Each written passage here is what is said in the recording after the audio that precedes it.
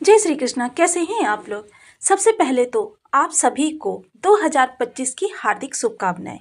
तो फ्रेंड्स, आज जो चर्चा करने वाले हैं आपके मेजर प्लैनेट्स के संपर्क में जब आपके धन या लाभ वाले ग्रह आएंगे, यानी कि देखिए, धन की सामान्य गति जो होती है वह उस स्पीड से तो धन सदैव ही आता रहेगा, किंतु जब धन या लाभ भाव के स्वामी इन ग्रहों के साथ केंद्र या त्रिकोण योग निर्मित करेंगे, उस समय पर धन की गति जो होती है वो बढ़ जाती है। अचानक के योग बनते हैं, कुछ रास्ते ऐसे बनते हैं जिन रास्तों से आकर आपको करोड़पति बना जाए ये योग जानना इसलिए भी जरूरी हो जाता है कि देखिए, अगर हम गलत समय पर प्रयास करते हैं तो क्या होता है, हमारे कार्य जो होते हैं बिगड़ जाते हैं और उनमें सदैव के लिए फुल स्टॉप लग जाता है, हमें फिर नए सिरे से प्रारंभ करना पड़ता है। किंतु जब हम सही समय पर सही कदम को उठाते हैं, सही डिसीजन लेते हैं, तो उस समय पर जो धन आता है वह धन आपके सुगमता से आ जाता है, यानी कि अधिक प्रयास नहीं करना पड़ता आपको। तो आज हम जो चर्चा करने वाले हैं 2025 में आपकी वह कौन कौन से दिन होंगे, कौन कौन सी तारीखें होंगी, इसके बारे में पूर्ण चर्चा करेंगे। जबकि आपके पास बहुत स्पीड से धन आएगा, इतना धन आएगा कि आपके महाधनी योग निर्मित होंगे, क्योंकि धन लाभ का स्वामी केंद्र त्रिकोण भाव से यदि बैठ जाए तो आपके लिए शुभतर स्थितियों का निर्माण कर देता है। वह शुभतर स्थितियां जो आपके जीवन को बहुत ऊंचाई तक लेकर जा सकती हैं। देखिए, पिछले समय में शनि की ढैया या साढ़े साती के चलते बहुत से लोगों के जीवन में कुछ इस तरीके की परिस्थितियां हो गई हैं, क्योंकि ढैया या साढ़े साती दोनों ने ही लोगों को अपने प्रभाव कुछ इस प्रकार से प्रदान किए हैं कि यह जो अंतिम चरण, अंतिम पल हैं, इसमें उन्होंने उनको बहुत संघर्ष दिखाया है।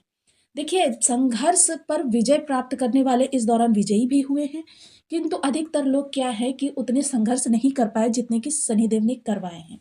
तो इस तरीके से उनकी स्थितियां हैं, दैनिक आवश्यकताएं हैं, उनको पूरा करने में ही उनके जो इनकम का सोर्स है महत्वपूर्ण, वह इनकम खत्म होती रही। तो अब जो समय आने वाला है वह समय आपका बहुत विशेष होने वाला है। इसमें उन पलों की चर्चा करेंगे, उन दिनों की चर्चा करेंगे जब आपके लाभ और धन भाव के स्वामी केंद्र कोण योग निर्मित करके आपके लिए महाधनी योग का निर्माण करेंगे। शनि बहुत महत्वपूर्ण ग्रह होते हैं, इसलिए इनकी चर्चा करना भी बेहद जरूरी हो जाता है, क्योंकि ये कर्म और लाभ भाव के पर अपना आधिपत्य पूर्ण रूप से रखते हैं। गुरु की चर्चा करना इसलिए भी जरूरी हो जाता है क्योंकि गुरु जो हैं शुभत्व के कारक हैं, और ये आने वाले समय में 14 मई से ये अतिचारी हो रहे हैं। अतिचारी ये 2018 में हुए थे, जब ये कोरोना जैसी महामारी आई थी, लोगों को इसने व्याधित कर दिया था, परेशान कर दिया था। इसके बाद में राहु की चर्चा करना इसलिए भी जरूरी हो जाता है क्योंकि राहु जो होते हैं अचानक वाले प्रभाव लेकर आते हैं, और इस दौरान कुछ एक ऐसी युति भी बनेगी आपके 2025 में जब शनि, राहु और शुक्र ये ग्रह जो होते हैं ये एक साथ निवास करेंगे। ऐसी तिथियां भी आपकी आने वाली हैं। तो 2025 को पूर्ण विश्लेषण करने के लिए देखिए, यह वीडियो पर्याप्त नहीं होगा, इसलिए यहाँ हम संक्षेप में सारी चीज़ों का वर्णन करेंगे और डिटेल में वीडियो आपको समय समय पर मिलती रहेंगी, या आप लोग अगर कमेंट करेंगे तो हम एक के बाद एक इसी गोचर काल से संबंधित आपको वीडियोस दे देंगे। तो देखिए, वहीं केतु जो होते हैं आपके कार्यों को बिगाड़ने का कार्य करते हैं। तो 2025 में इनकी अवस्था किस तरीके से रहेगी, क्योंकि केतु का जो प्रभाव होता है, देखिए हम समझ नहीं पाते हैं, किंतु इनका प्रभाव सबसे बड़ा प्रभाव होता है।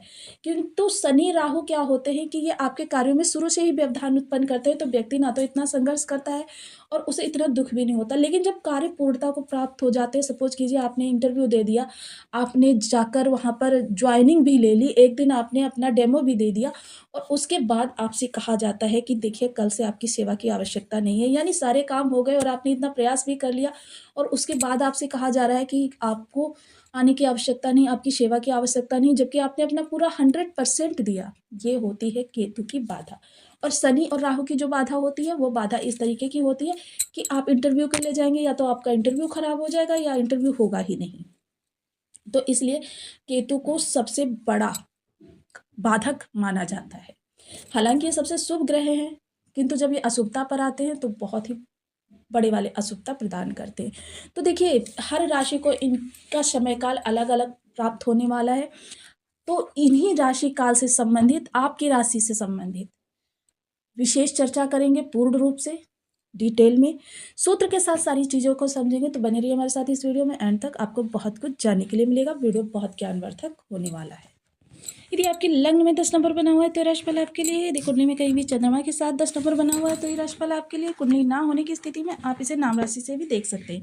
यदि अभी तक आपने अपने इस चैनल को सब्सक्राइब नहीं किया है तो प्लीज़ सब्सक्राइब कर लीजिए, वीडियो को लाइक कर दीजिए, चैनल को शेयर कर दीजिए। इससे होगा क्या कि हमारे आने वाले हर वीडियो की नोटिफिकेशन मिल सकेगी आपको सबसे पहले। एक प्यार सा कमेंट करना बिल्कुल ना भूलें। कमेंट से हमें बहुत मोटिवेशन मिलता है, हौसला मिलता है और ये पता चलता है आप और क्या जानना चाहते हैं। तो देखिए, शनिदेव जो आपके लग्नपति होते हैं वह बैठे हुए हैं आपके धन भाव में। 29 मार्च वह विशेष तिथि होगी जब ये धन भाव से निकलकर आपके पराक्रम भाव में आ जाएंगे। पराक्रम भाव में आकर देखिए, यह तारीख वह इसलिए भी विशेष हो जाती है कि 7.5 जो है समाप्त हो जाएगी। 7.5 का पूर्ण प्रभाव आप पर से समाप्त हो जाएगा। जब देखिए 28 जनवरी वह विशेष तिथि होगी जब शुक्र देव यहाँ पर आएंगे।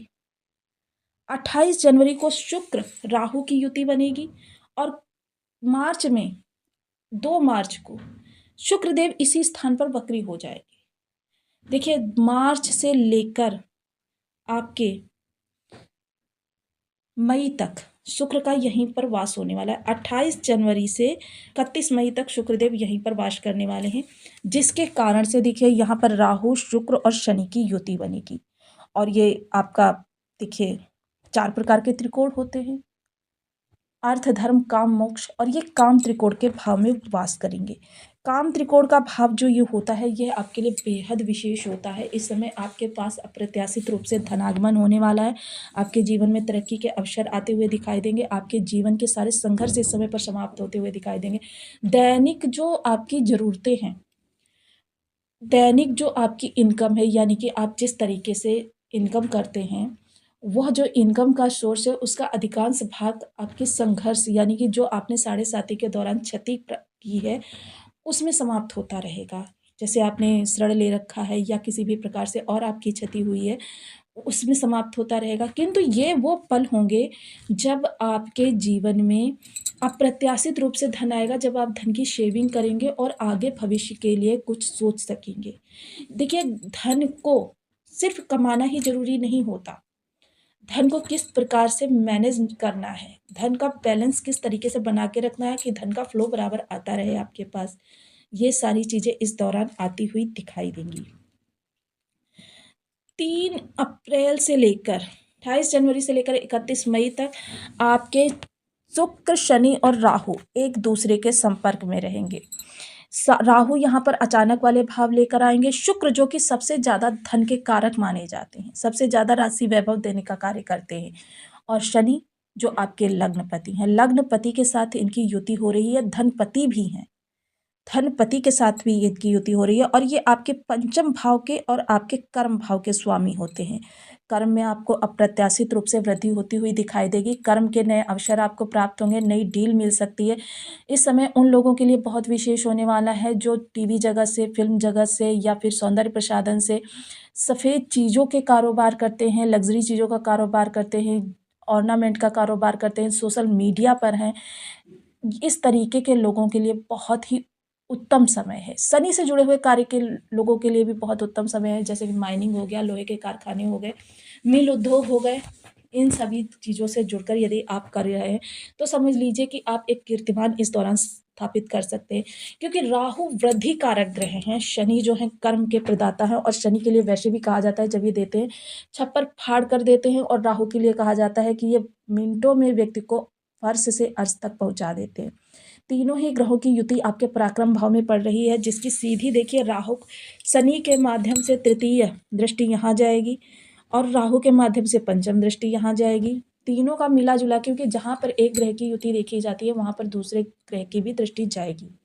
युति संबंध में यही खास बात होती है कि यदि शुभ युति बन रही हो तो इनकी दृष्टियाँ एक दूसरे के माध्यम से सभी भाव पर जाएंगी, और तीनों ही ग्रहों की दृष्टि जो जाएगी आपके सप्तम दृष्टि आपके भाग्य भाव पर जाएगी। तो भाग्य समय पर बुलंद होगा, भाग्य का परचम आपका फैलेगा, जीवन में तरक्की के अवसर प्राप्त होंगे और सुगमता से आपके धन आगमन के सोर्स बनते चले जाएंगे। और ये धन आगमन ऐसा होगा जिसको आप देखिए मैनेजमेंट बहुत अच्छे तरीके से करेंगे, ताकि भविष्य में आपको इस तरीके की परिस्थितियां फेस ना करनी पड़े। इस धन के माध्यम से आप कोई नया रोजगार खोल सकते हैं, नया इनकम का सोर्स बना सकते हैं, या फिर अपने सुख सुविधा के लिए कर सकते हैं। क्योंकि देखिए आपके कर्म भाव के स्वामी हैं, कर्म में विशेष बढ़ोतरी तो इस दौरान होगी ही। तो देखिए आज अगर इस वीडियो में हम इसकी डिटेल में चर्चा कर रहे हैं तो समझ लीजिए कि वीडियो घंटों लंबी हो जाएगी। तो इसके लिए हम आपसे फिर से रिक्वेस्ट करते हैं कि यदि आप अभी चाहते हैं सारी वीडियोस तो कमेंट बॉक्स में ज़रूर कमेंट करें। देखिए कोई भी गोचर काल हो, कर्म का स्वामी आपका नहीं बदल सकता, क्योंकि काल पुरुष की कुंडली के अनुसार शनि देव आपके कर्म के कारक होते हैं और राहु देव जो हैं अचानक का भी भाव रखते हैं और कार्यों में व्यवधान भी उत्पन्न करते हैं। राहु के और गुरु के इनके बीज मंत्रों के जाप आपको सदैव करने हैं। इनके छोटे छोटे उपाय भी एक आधे आपको अवश्य करने हैं। ऐसा करके ही आप, क्योंकि मैंने आपकी कुंडली नहीं देखी है, और यदि इन ग्रहों के आप बिल्कुल सकारात्मक परिणाम जैसा कि वीडियो में बताया गया है ऐसा प्राप्त करना चाहते हैं तो नित्य प्रति इन ग्रहों के उपाय अभी से प्रारंभ कर दीजिए। शनि के लिए ओम सन शनिश्चराय नमः, राहु के लिए ओम राम राहवे नमः और गुरु के लिए ओम ब्रह्म बृहस्पति नमः।